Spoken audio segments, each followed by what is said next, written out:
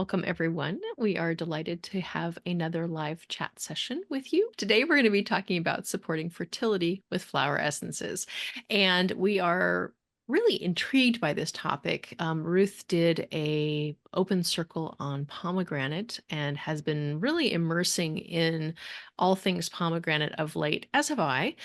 And we wanted to bring this together and have a conversation about how we can support fertility, but also creativity in our lives. Yeah, and I actually wanted to open up this morning. I got a little piece written by one of our participants who doesn't, it's so wonderful because the audience that we have is partly of people like you who are here live, and we thank you so much for that. But also there's people who live in different time zones. This person lives like in Eastern Europe, way far. So she said she was probably not going to participate, but she wanted to say that she is always connected with pomegranate and its symbolic meaning of abundance and fertility, mainly in feminine aspect. And she said, for the very first time, I can feel also its deeper, darker, often unspoken layer of sadness, grief, loss, and I would say intrinsic to the feminine being and the existence of the feminine. She said, I'm very touched from the photo of the many fallen pomegranates flowers taken by my daughter, Julia. And she said, I thought about the wounds carried by women worldwide just due to the fact of being women. So many efforts, attempts, which remain unseen, unestimated, or underestimated. So many beautiful flowers which do not mature to fruit. These are the invisible losses accompanying our fertility journey, no matter what it seems to be. A baby, growing kids, happy family, thriving career, project, or something else. In the Greek myth of the seeds of this exuberant, ripe fruits, it came from the dark realms of shadows and death as a symbol of the marriage of Persephone and Hades. And this is so meaningful. It is so important for our wholeness and fertility potential to be in touch and return cyclically to the painful and shadow realms of our psyche. So I was so appreciative of this piece that she wrote and how much that is so interwoven. And also just thinking of the whole journey with pomegranate and how it has been such an important part of the fertility journey for some, but also when there had been this dramatic loss for people who lost children to death, and then they had to recreate the whole way they were directing these parenting forces. And then maybe, these same people, when again they were going to be parents after this major dramatic loss, and then creating their ability to channel these forces of parenting yet again, So there are so many cycles. And one thing in just opening, but I would love to have some questions and comments from you as we begin. But in opening, one thing that I would like to say in a very affirmative way is that over time, in my practice of fluorescence therapy and also of other colleagues, and I'm hoping to listen, some of you may have also that experience, flower essence therapy has really been effective in creating that ambience, in creating that environment that is welcoming and really supportive of the process of becoming pregnant. So this is something that we've seen, again and again. And I have stories of journeys that I've watched and the different things that we worked through to create that ambience. Pomegranate was one of the essences, but not the only one. So we would love to hear if there are any specific topics that some of you who are here would like us to be covering, or if you also have pieces that you want to contribute with and add, because this is what these lives are about. And if you do, you can go ahead and pop your question in the chat if you don't want to come on with us, or we'd really welcome for you to look for the reactions button and raise your hand, and then I'll call you and bring you in. That's a really lovely way to interact. Yes, Mary. Well, I won't go into any more detail on my own experience with pomegranate, but I thought it was when you mentioned it being so prevalent now.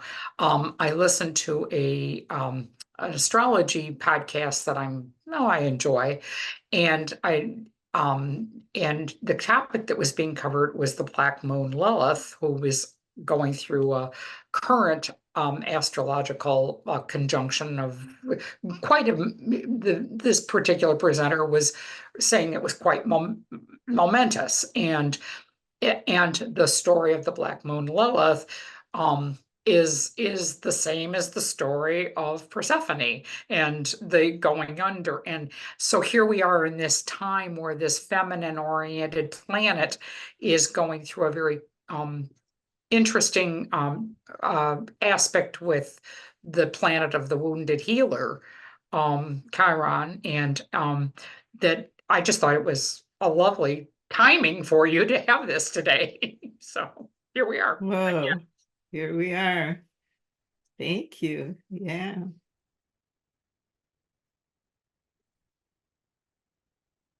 Well, there's so many ways that we can be supporting our clients in this process. I know that I've had a number of women who have had, difficult time conceiving, or who are very much involved in an IVF journey. And that in itself, aside, the inherent issues with having difficulty conceiving and having miscarriages, like you were saying, I mean, that image of the pomegranate flowers, dropping and fading really brought that together for me, visually.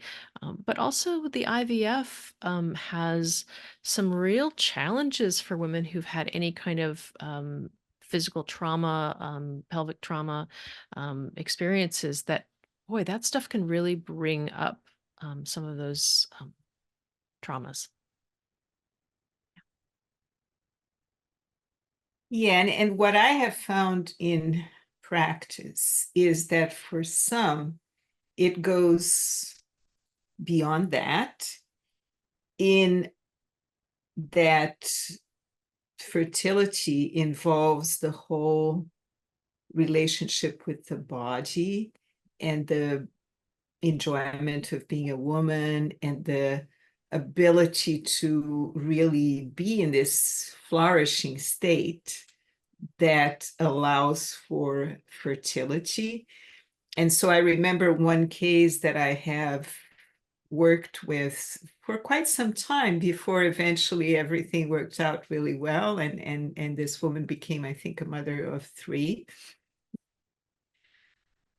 But there were so many conditionings around religion, denial of the pleasures of being embodied as a female, and just this dissociation, this disconnect. So we worked a lot around issues of guilt and shame and of just real disconnect with the embodied feminine.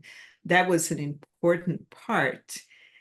And then eventually the pomegranate, like really stimulating that feeling of wanting to channel creative forces towards fertility and procreation.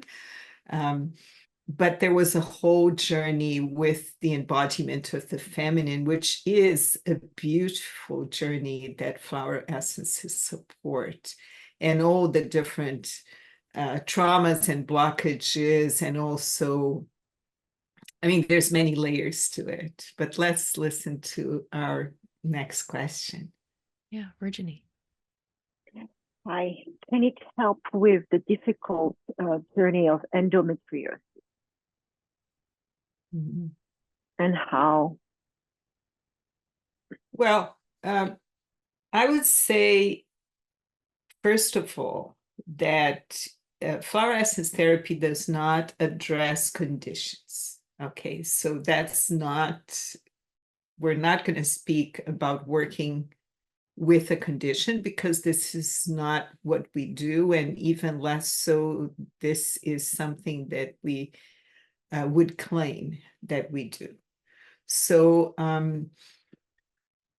whenever a person comes with a specific condition, as Dr. Bach always said, and as FES in their training always say, we're looking at the person and their whole soul journey, and what the conditions that they bring are part of the journey that they're going through, and how these conditions affect them and how they experience them are some of the things that we address. So I would say, in a case that brings a condition like endometriosis, I have worked with those. They're very complex. It's often a very painful process, because the whole experience of being embodied results in the person living with regular periods of a lot of pain. And I would say these are cases that you have to go very deep into, perhaps also ancestral wounding, and a lot of things related to the embodiment process. But each case will be different. So there is absolutely no approach towards a condition, and there is no like, oh, this essence and that essence are going to help this. It's really in-depth flower essence therapy can be a support in the whole process of supporting a person who goes through this very challenging condition. But I don't know if Kathleen has other things to say, and other practitioners here have other experience. Yes, Mary. You're still muted. I did have an experience with my own daughter. So, and we were definitely not treating her endometriosis, although that had exhibited as her long-term blockage for her own infertility issues. She and where I because I had such, it was in such an informal kind of thing, and she'd been working flower essences with me for I don't even remember what flower essences were using, because the approach I was taking with her primarily was she has powerful amounts of creative energy. She's an artist, she's a professional artist, she's got multiple talents, and she was trying to become a mother in a situation, and was having absolutely no luck with IVF and many things. So I went with her on the approach of well, let's just free your creativity. And if you don't choose to have a baby, why don't you have a business? Because that's the thing that I do, is I make businesses. And so that we did that, and almost instantly, and I'm sure she was taking creativity flower essences as well, but she got to the point where they decided to treat she actually finally had a baby, I mean, out of the whole thing, but it took multiple approaches, and one was treating the endometriosis that brought her to the point of where she could free herself to conceive and free enough creative energy to do what she had to. There were other pieces of the puzzle, but I think it was freeing the creativity was the goal. It was not necessarily the conception. So That's beautiful. And that was so much her, right? And that specific journey of who she was, right? And it probably wouldn't apply in the same way for somebody else with a different story around endometriosis, right? oh, absolutely, because one of the things that I saw her do was do a lot of she adopted a lot of personal ritual around the divine feminine, and did some very Catholic things around that, but that was personal to her. And it was just almost yeah, it was almost inspirational how she incorporated her spiritual growth into that piece. Well, thank you so much. Yeah. And like you're saying, Ruth, you know, our Western minds come in with this approach of, this is the diagnosis and what do I do for it? And yet it's the person who's experiencing that diagnosis that's looking through the diagnosis to see the person behind, and the person who's trying to conceive and looking for that's where our influence can be. And there is no protocol for this problem, this solution, because it's the individual's process and their journey. And it is really tough, especially since so many people feel such pressure, to do the thing, to get pregnant and to have the babies, and there's so much tension around it. And I love what you're saying, Mary, is by helping to release that creative flow, connecting to that flow state. It helped her to get the result that she was hoping for. Yeah, but yeah, Kathleen, I was listening to you just now, like endometriosis touches the sexuality of the woman, and it's very big because it's not just a sexual act. It's in that sexuality is that all that encompasses her in that expression, bodily expression, spiritual sacredness expression. So I was wondering if Pomegranate could actually open a channel for comfort and support in that way. I'm not specific.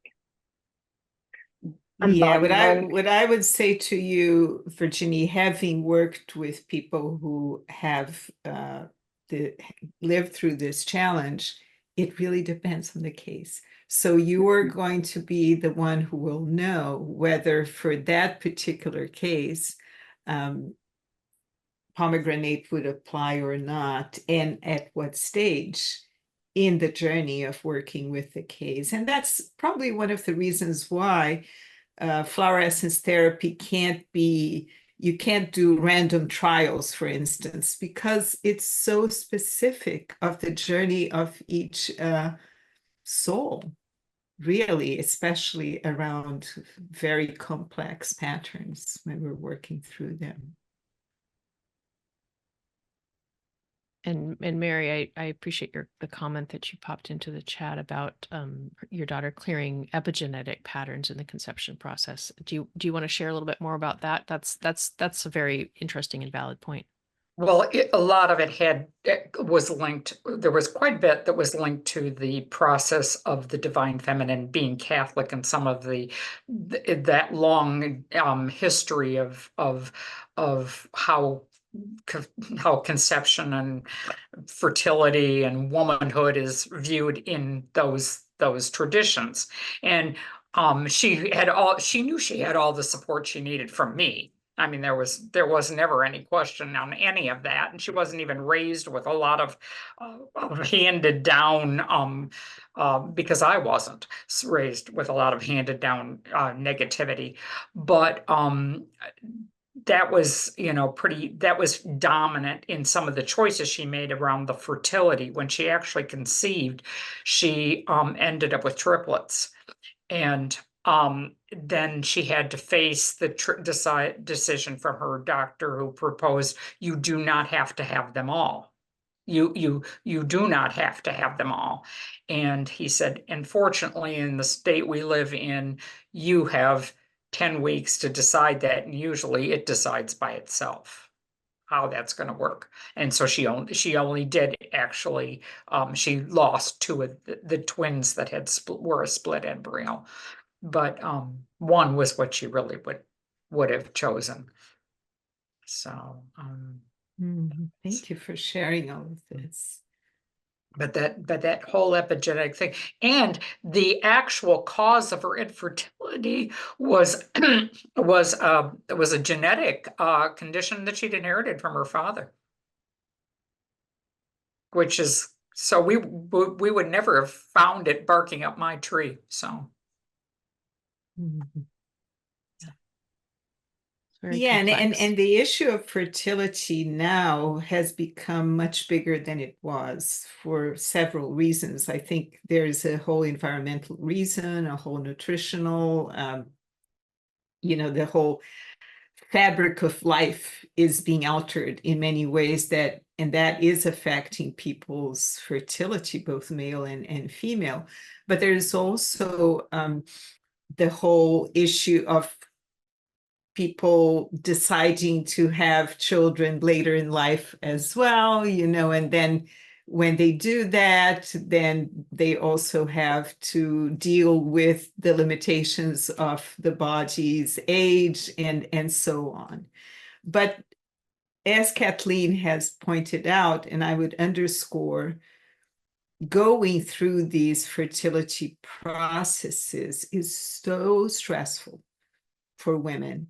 And the support that flower essence therapy can and does provide can make such a difference in helping them balance out their stress response, and not only incorporating the qualities that are conducive for fertility, for holding on to the baby. For instance, they take a lot of hormones that creates a lot of mood alterations, and it increases the magnitude of the stress they're already going through.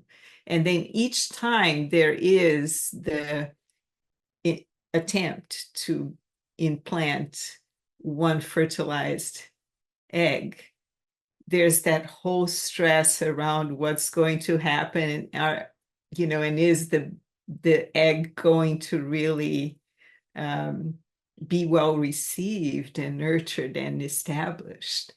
And so in all of these stages, there are subtle kinds of support that we can give in parallel, as kind of more like an overlighting, holding space for the process in gentle support with the flower essences, that people feel make a very big difference, and in practice affect the results.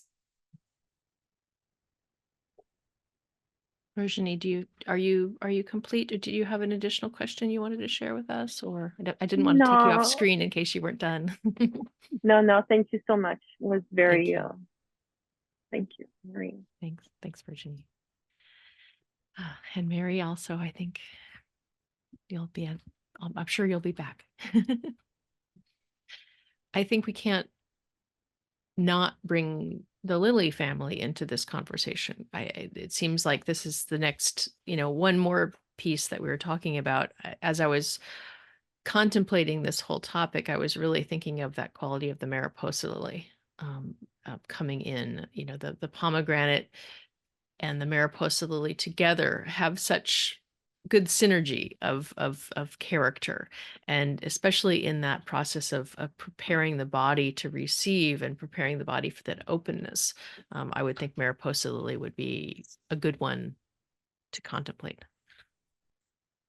Yeah, and then I would go a little bit back in before the Mariposa lily, actually, with the Alpine lily, just bringing the lily family, because the Alpine lily with this very vibrant, vivid orange color, and being a plant that grows very high up in the altitudes of the Sierra Nevada, and a wild lily.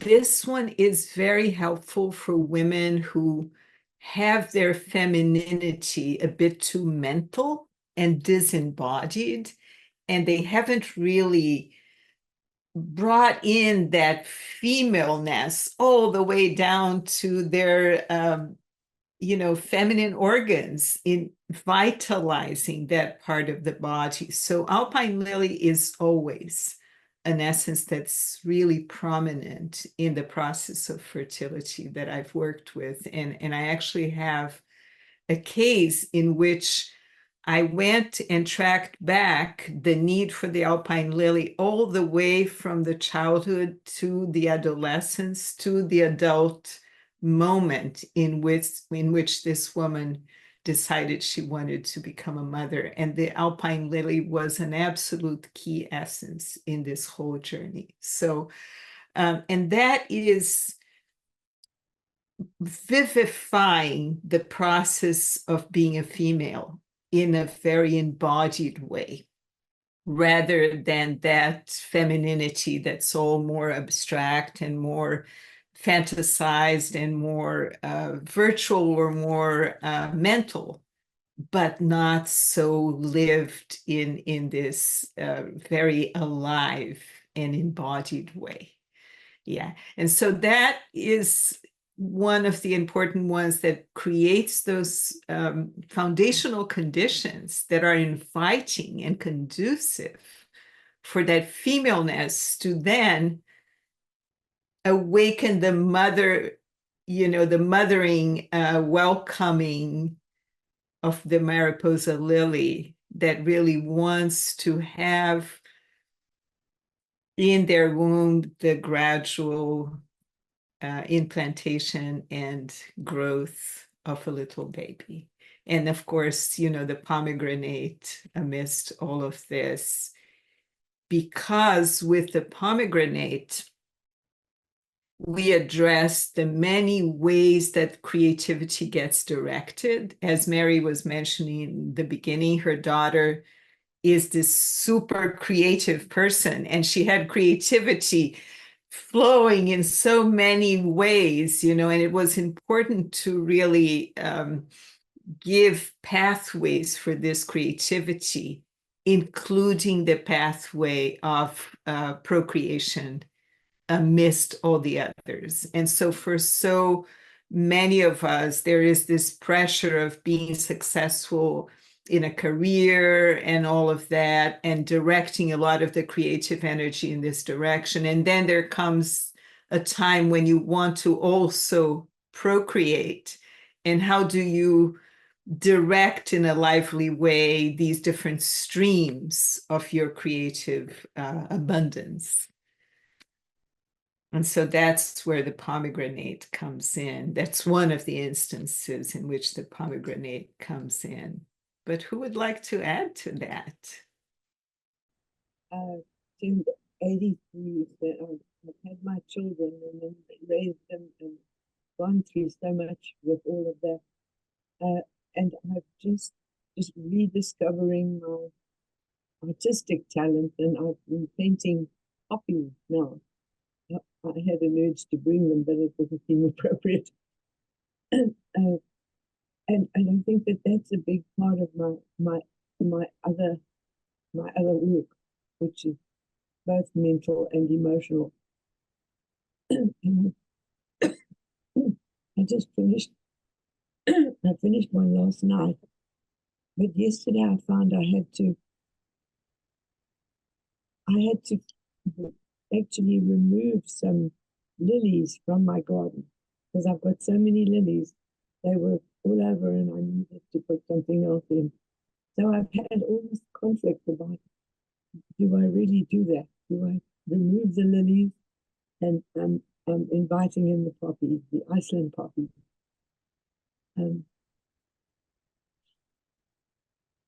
It's been hard to correlate everything. The changes of the last few years too, in which I haven't been able to take part here because I don't know how the computer stuff works at all. So I just wanted to say that my creativity is coming out in artwork now, as well as keeping my practice going. So there I am. Thank you. Thank you. And at the many multiple stages of life, our creativity is called for and comes in through different streams, right? So thank you so much. And thank you for your contribution over the decades to flower essence therapy. Yeah. Who else would like to pop in? Who have had children, who have watched their children have children and may have supported them with flower essences along the way, or who are new to flower essence therapy and want to ask questions about this theme.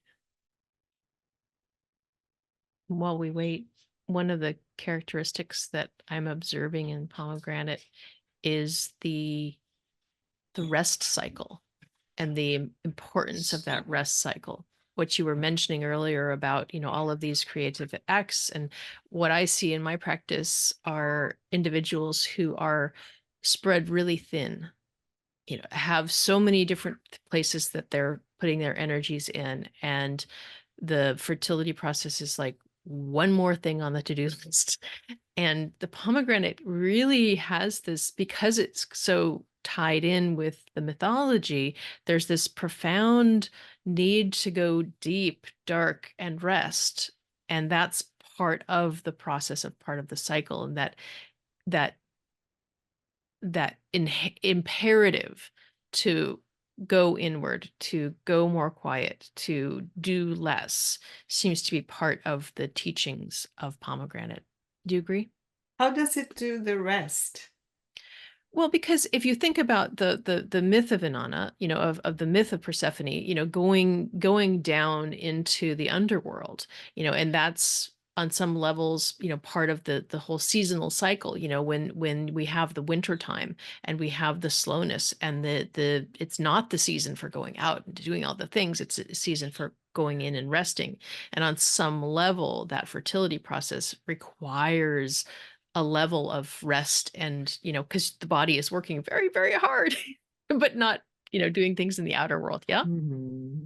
Oh, absolutely. I totally agree with you. And also, what comes to mind is the image of the contemporary woman who says, and I actually worked with a few like that, who says, well, I want to dedicate my time to the motherhood, but I have this and this and this and that. And they have so much in their plate. It's like they have plates in the air all the time, like you said, spreading themselves too thin.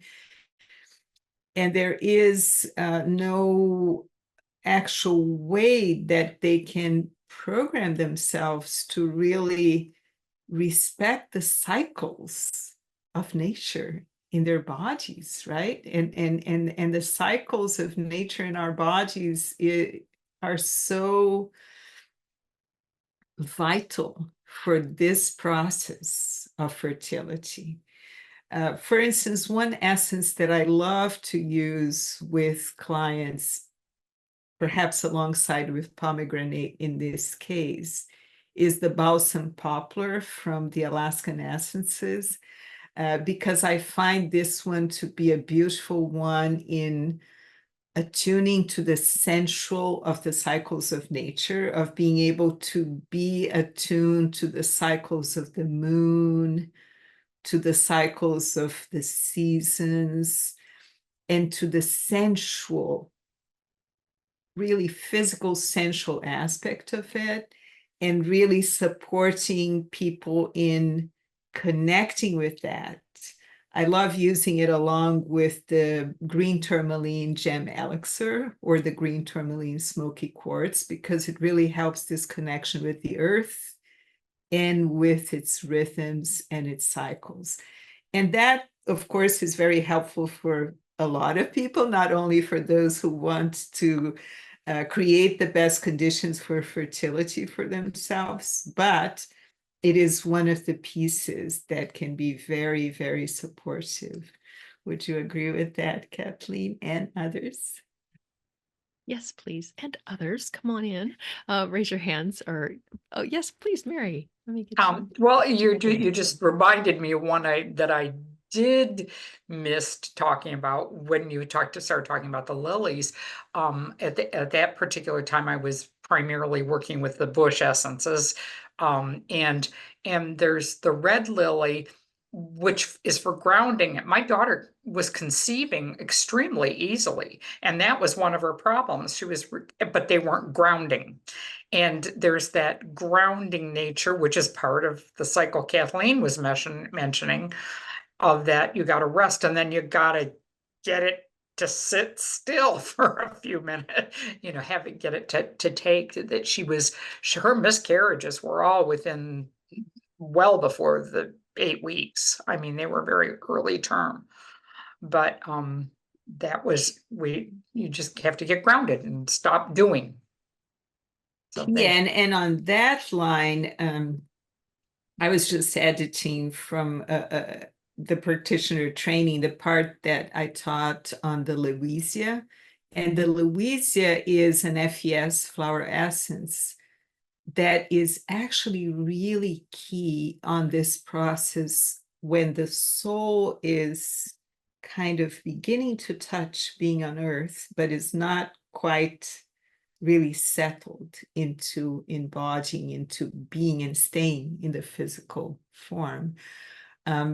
The Louisia it's part of the range of light, FES flower essences.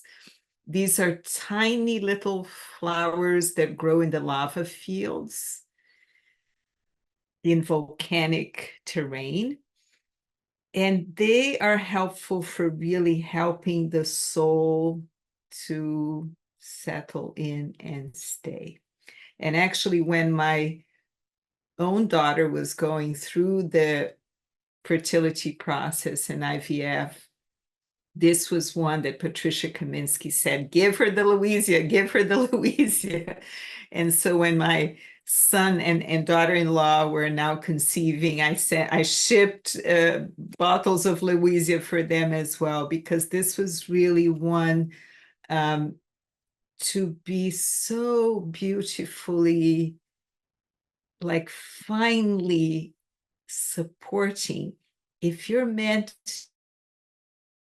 we're inviting you to remain here. This is going to be good. We're really inviting the soul to take embodiment. So thanks so much for reminding me of that instance in which this flower essence is so beautiful. Well, the one you mentioned, the red lily, Mary, is actually the lotus plant. It's the Nelumbo lucifera. And the lotus plant can also be a wonderful one for that, because it's actually really very well rooted in the mud, right? In the muck of life, but also so open to spiritual light and to the high levels of being. Yeah. There's that Thank you. character of the lotus. It's like it's perfectly balanced between heaven and earth, right? It's that alignment of being fully in the body, but also being fully in connection. That seems like a really good possibility. Thank you, Mary. And Adele, you have a question for me in the chat, and I want to bring you in because I want to talk about this. Are you willing to come in? Yep, no problem. Yeah, I have a friend who has asked me to come up with some essences. So he's looking to put his mare into foal. He's getting scans done tomorrow, and he wants to. He's had very good results with my making essences for him anyway. So now he wants to include it in relation to his mare. So you being the horse person, I thought it might be a question to ask you. Well, I'm gonna torment you because I'm gonna go back to the same thing I always I always say, first principles. Who is this mare? This individual mare. Who is she? Is she, Okay. really a wildly outgoing horse? Is she shy? Is she retiring? Is she concerned about leaving the farm to go be bred? It's like we need to find out who she is so that we can help her with essences to help her be ready Okay. for the She, process. from what I know, she is 19, but she was born herself when her mother was 25. So where she has come from, the man that he got her off said that she should have no problem, that her mother went into foal quite easy and there was no problems. Maiden So mare? pardon? Maiden mare? First You're pregnancy? First I'm not sure. pregnancy? I'm not Oh. sure now. Um, Yeah, I'm this not. is part of the history taking. It's really fun. Okay, so Yeah. I suppose I find out the question, get the questions answered. I have told him that this will be on YouTube, so he's going to be watching, and yeah, one more person watching. So Well, um, we're not breaking confidentiality. We're exploring this question. oh, Um, he's quite interested. So yes, so it's fine. Yeah. Yeah. I mean, so really it's about that. I was one breeder, a dog breeder that I know, was with one of his females wasn't able to get her to settle, could get her to get pregnant, but she wouldn't settle because she was very anxious and she was in a big group of dogs, other dogs, and she was very low on the totem pole. And so what helped her was to go to a very quiet house for her pregnancy, where she was the only dog and she got all the attention and she wasn't having to, be with all these other dogs. So every individual there's support that we can provide to help them be in the most calm, receptive state for the pregnancy. Okay, all right, okay. So yeah, So I'm eager to hear what sort of a mare this is when you kind of get to go see her. Presumably, you're going to go meet her and get a case. yeah, I can. Yeah, I'm up and down near where he is anyway. So yeah, I can do. And And if get you a. have, sorry. I can feel, yeah, I can sense the vibes of and get the information of him in relation to her. Okay, cool. And just in case you happened to be going there in person and you had, sort of a group of essences that you thought might work for her, horses are very sensitive, just like all animals are. And you can literally show them to her one at a time, and she'll show interest in the ones that are a good fit for her. She'll come up and she'll sniff them. Show a bottle to a horse, and they'll put one nostril up to it. I mean, closed bottle, just the outside of the bottle, and they'll sniff it and they'll take deep breaths out of one nostril, and then they'll shift and they'll take deep breaths out of the other nostril. They will show you that they're very interested in that and then not that. So that can be a really good way to figure it out. Okay, thank you very much. Give her a try. I'll be in touch. Okay, yeah, we can't wait to hear what happens. All Okay. right, Liz. I'm currently working just with the 38 batch flower remedies. So I specifically chose to simply focus on those for a while and establish myself very comfortably with them before making the decision to get into the Flower Essence Society. However, have learned a bit about them over in different studies that I've done. And so my question right now is, which of the 38 batch flower remedies is something you would turn to for fertility and I guess some fertility issues as well as of all kinds, the whole range of fertility. I can say a few things and then let's see what Kathleen has to add, but definitely look at the patterns that the person that you're treating, each individual, of course, is going to be different, as we've said before. So for instance, if you have someone who is a workaholic, maybe oak could be an essence that will help them relax and take more care of themselves. In general, walnut would be always a very important essence, because if you're not working with pomegranate, walnut would be the one that really supports not only transitions. So I'm transitioning from being a childless person to being someone who's going to begin a family, or I'm transitioning from having only one child to having two, or, this whole process, or even through the process of IVF, walnut could be a very, very good, and even, for any one of us practitioners working through this process, because it creates this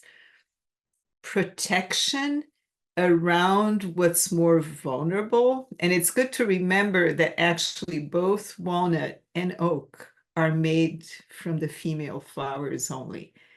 So that's an interesting aspect of it. And the walnut flower really looks like a little womb, literally looks like an ovary and a womb.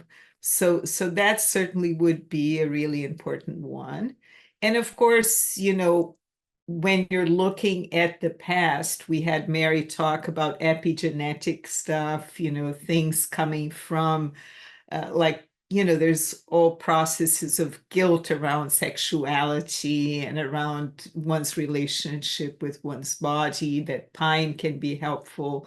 So those are a few ones that come just off the cuff, but I'm sure you could find use for many of the other essences around treating the whole person.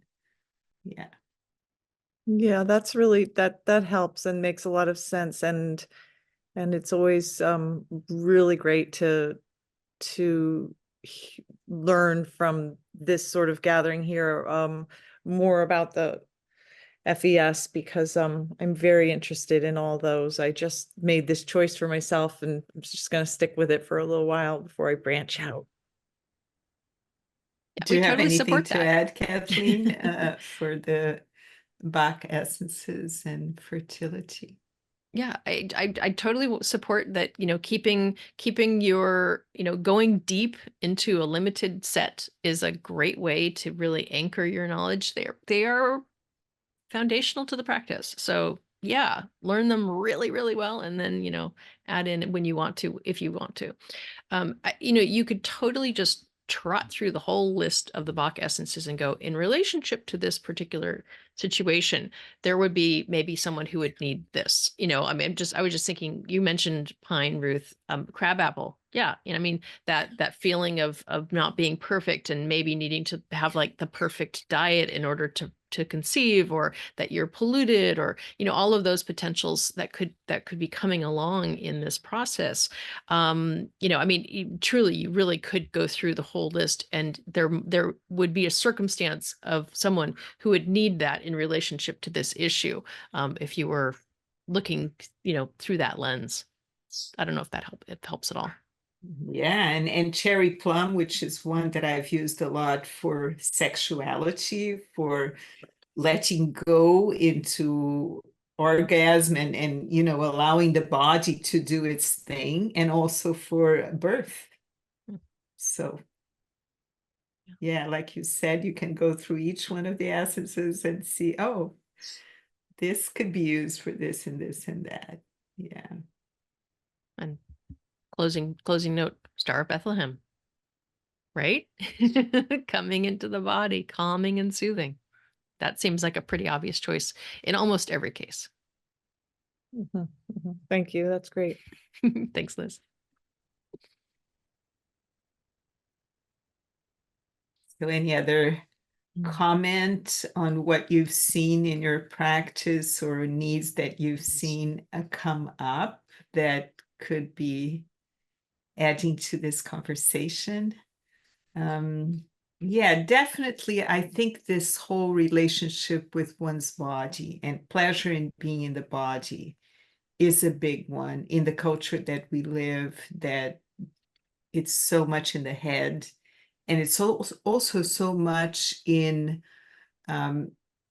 what I'm appearing to be and what people are thinking I am, rather than this freedom of being an embodied person who feels good about being alive, you know. So there's a whole range of flower essence support helping people to align with their physicality, like manzanita, you know, and other essences that are supportive of this process of I'm a living being, you know, and I do, and my body does things that living beings do, you know, and of course I would say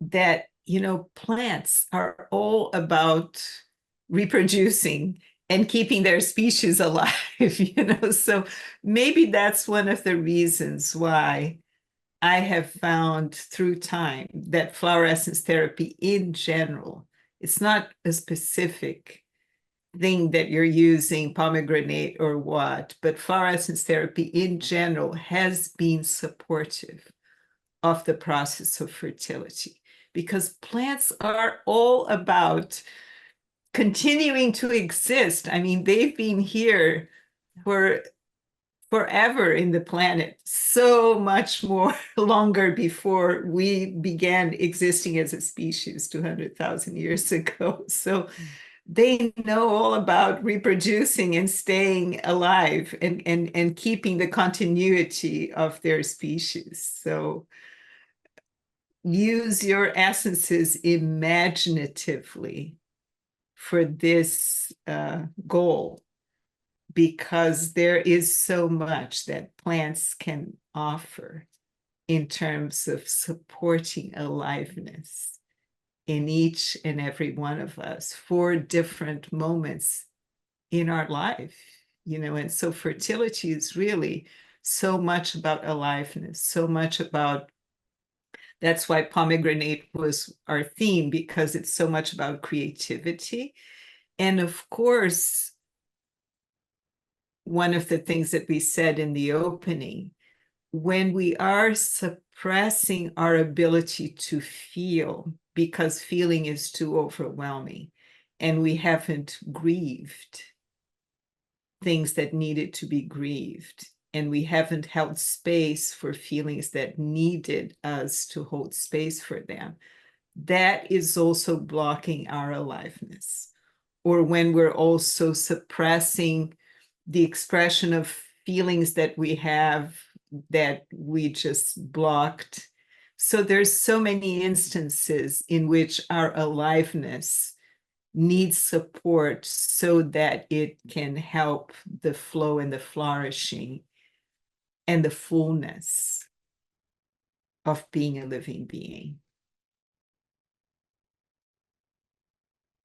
So that's one of the reasons why I really think flower essence therapy is big in supporting aliveness and big in supporting fertility at the levels of creativity in the multiple streams that each individual expresses themselves.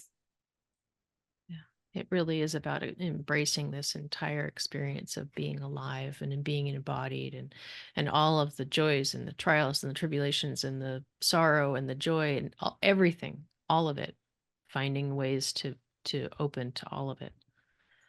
Patricia, it looks like you might have had your hand up that you wanted to come on in. I wanted to add a minute that everybody's been a bit too timid to come forward with anything. Having a little trouble hearing you again. And That's a little better. I was looking mimulus, but when I got confused. Mimulus, yellow. Mimulus guttatus, the barcode of fear, timidity. I've got to learn to yell, I suppose. Mimulus. Mhm. Yeah, Just barely. I'm hearing you mentioning Mimulus, and that's pretty much all I'm getting. As being an interesting. Thank you for bringing that in. Maybe this is looping into the thought about like all the different Bach remedies about how they could be useful, and certainly Mimulus seems like a really obvious one for somebody who's a little intimidated by the process of bringing a young thing into the world, because it's probably pretty terrifying. So thank you, Patricia. Um, yeah, yeah, good point. Yeah, and the fears, right? So many fears, and also the crabapple, as you said, the disgust about changes in the body and growing a big belly and losing the figure that one had before. So many instances where the flower essences can support. Well, as we come to a full circle, it would be really fun Yeah, if anyone has Eloise. one more Yes. question or one more thing that they want to add. Eloise is Yeah, raising I her do. hand. I was photographing a young couple that was going through IVF. They were doing their routine injections.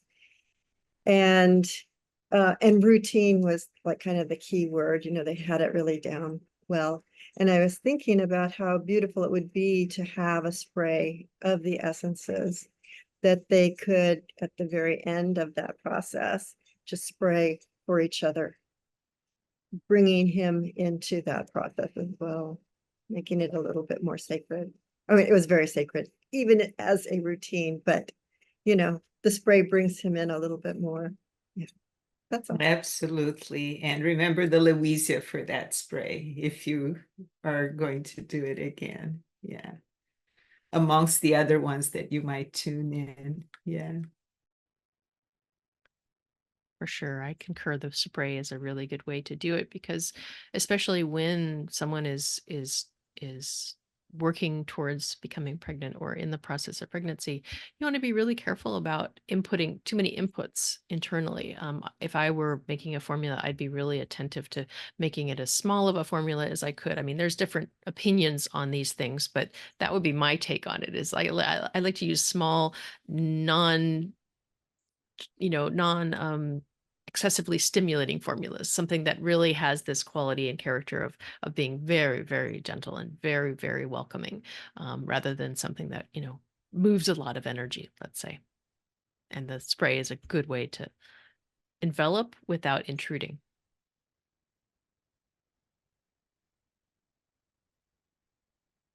Absolutely. And with sprays, we can really support this aliveness and sacredness, as Eloise said, of the process, making it more beautiful, bringing in the flowers.